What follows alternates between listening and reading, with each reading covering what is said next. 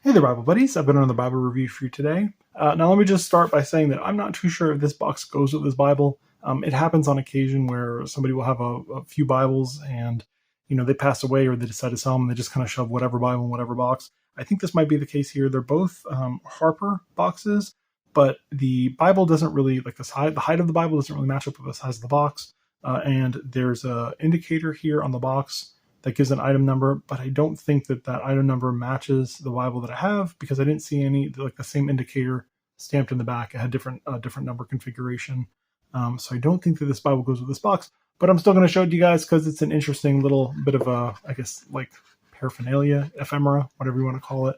And I always like when this kind of stuff has it. When Bibles come with this stuff, it's neat to me. But again, I don't think this box goes with this Bible. So I'll just show you an interesting thing here. This is a 3-piece Bible box. You don't see that very often. You see 2-piece, but this is a 3-piece.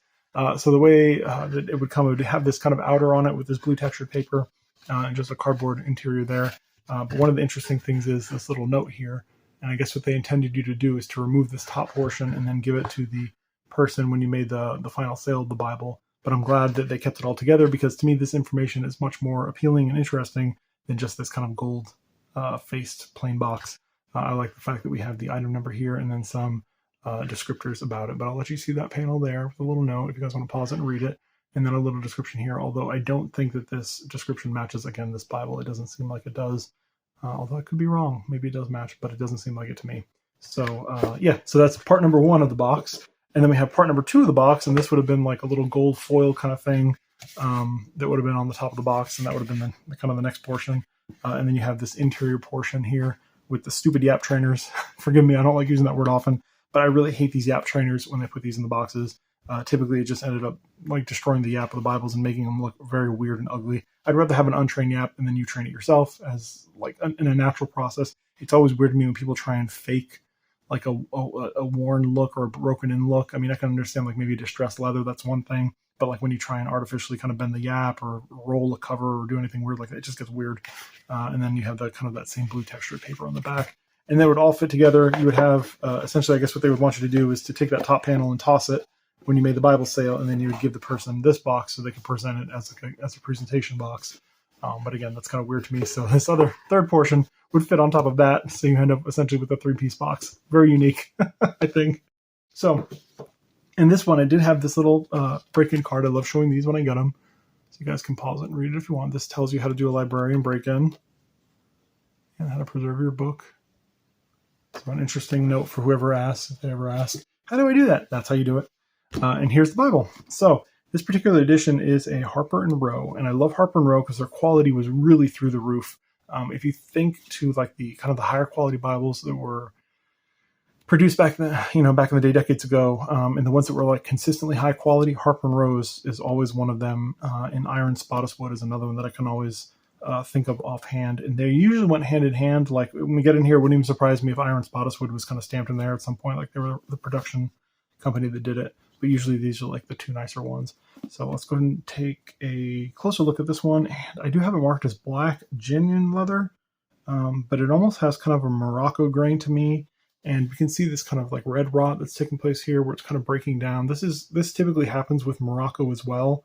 Not so much with genuine leather. You don't see it happening like this extreme, like to an extreme level like this with genuine leather. Usually with Morocco, though, unfortunately, goatskin, you tend to see it. And you do have this very nice grain that is very reminiscent of a Morocco grain. It's kind of a very fine grain there. And you do have a little perimeter line there on the edge.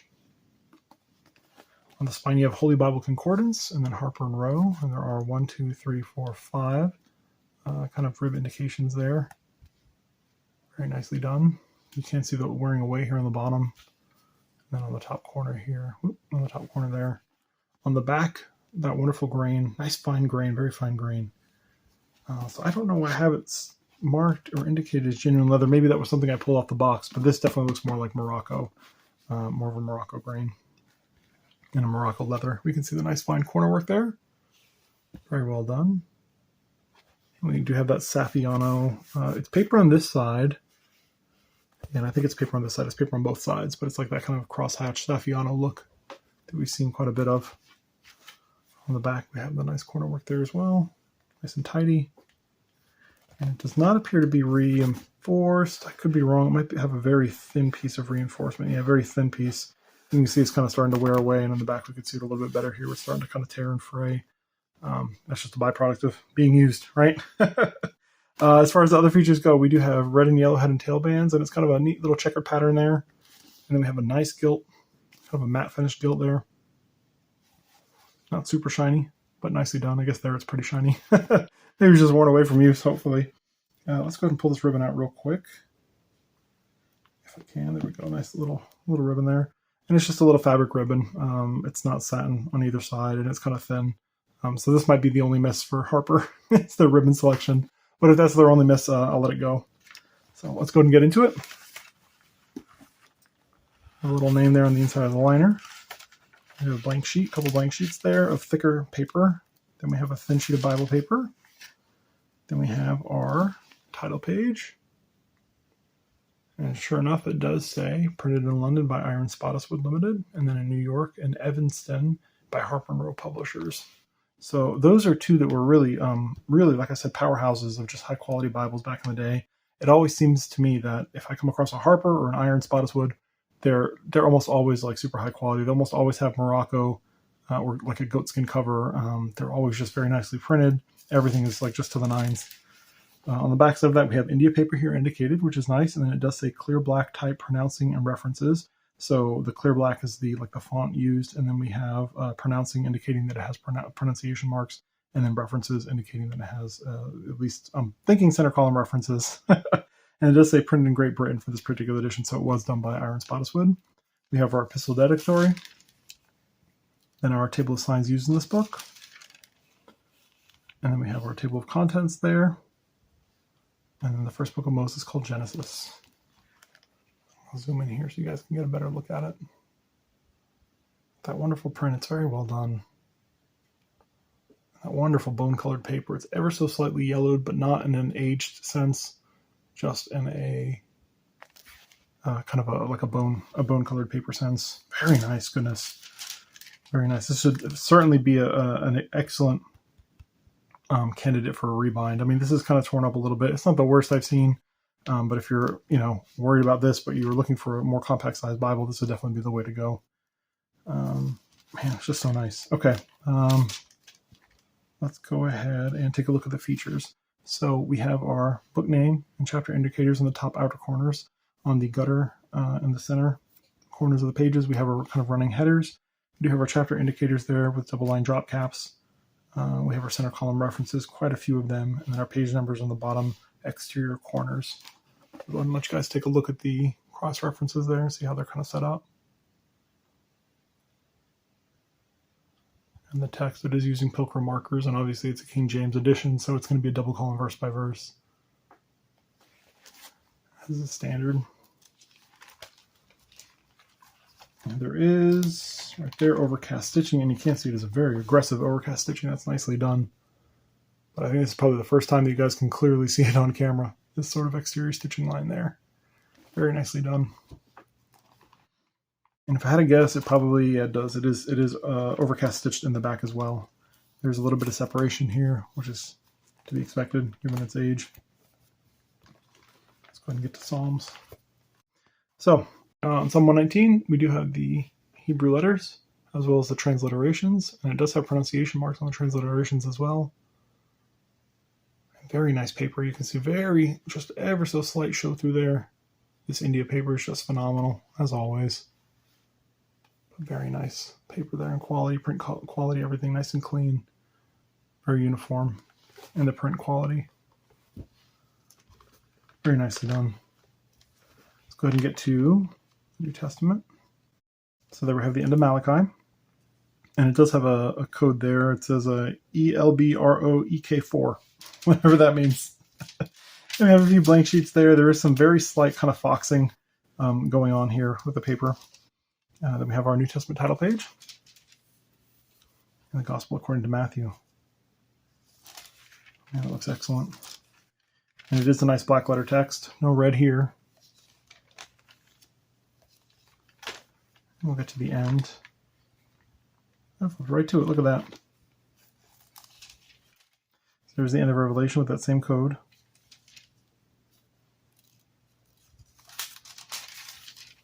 We have our blank sheet, and then the helps to the study of the Holy Bible, the table of contents.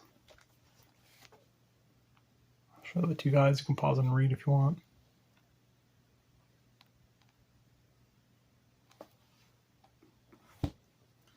And then a whole heaping hunk of helps here. We have the Bible, its contents, main outlines, Pentateuch, historical books,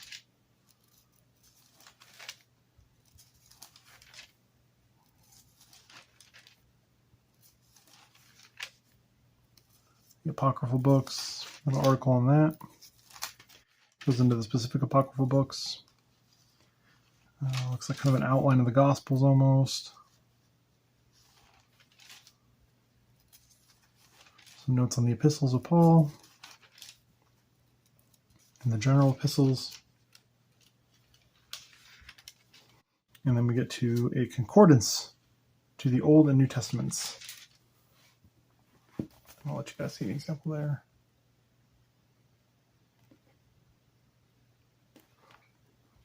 Nicely done. Now the concordance is probably going to be fairly sizable, so we'll flip through that. It doesn't look like it has page numbers, so I'm not too sure exactly how long it is, but it is a fairly nice chunk there for concordance. And then His Majesty's printers, or maybe Her Majesty's printers, I'm not sure who was alive back then. His or Her Majesty's printers, Bible Atlas and Index. And there's the contents, the Bible maps. And there we have some of the maps now. Harper had nice maps, definitely, for the time. Nice pastel colors. Hopefully not too much in the way of terrain features. Although we can see there is quite a bit of terrain features, but they fade it back enough to where it's very readable, the text. Again, the text is kind of small, but that seems to be an issue with just everybody at this time period. It's hard to fit in all these names, you know. Nicely done, though. Nice colorations on the maps. And there's that. The second round of Overcast stitching here in the maps. And we have our index to the Bible Atlas at the end of the Bible. So definitely a unique place to put it. Several pages of that. We have a nice thick blank sheet, second thick blank sheet, and then we have our other production codes here. So this is 700X CR and then 363. So I'm assuming it was produced in March of 1963. CR for cross references, and then 700X, I'm not sure. I'm guessing that's the model number. So that does not match up with the box because the box indicated 2415X. So that box probably definitely does not go with this Bible. But that's okay. We'll store it in there just like the previous owner did. And hopefully this little Bible will get many years of use out of it. Let's get some measurements here. We have the height as, wow, just under 7.5 inches tall by 5 1/8 inches wide. And about 1 inch and 1.25 inches thick. Appears to be about an 8-point font versus Times New Roman for the uppercase. And for the lowercase, a little bigger. Looks to be about a 9.5-point font versus Times New Roman. So I always go with the lowercase because there's more of them. So I would say a 9.5-point font versus Times New Roman for this edition, which is a very nice size font, especially given the fact that it's kind of a more mid-size or even a hand-sized Bible. It's definitely more on the smaller size, you know, and you're still getting a 9.5-point font. Now, Eyre Spottiswoode certainly was no slouch when it came to the layout. So you can see that the leading, even though it's fairly tight, still it's just still very easy to read text, just given the fact that the font is so crisp and the print is so nicely done. It does go into the gutter ever so slightly, but not much. Very nice Bible, and certainly lays very flat, especially compared to all the editions we've been looking at recently that have been wanting to close. You can see how flat it lays, and it does have the Oxford hollow there, you can see. So fairly neat. Very well done. Harper, excellent Bibles from back in the day. Bible buddies, if you have any questions, comments, concerns, please feel free to leave them down below. Otherwise, until next time, bye.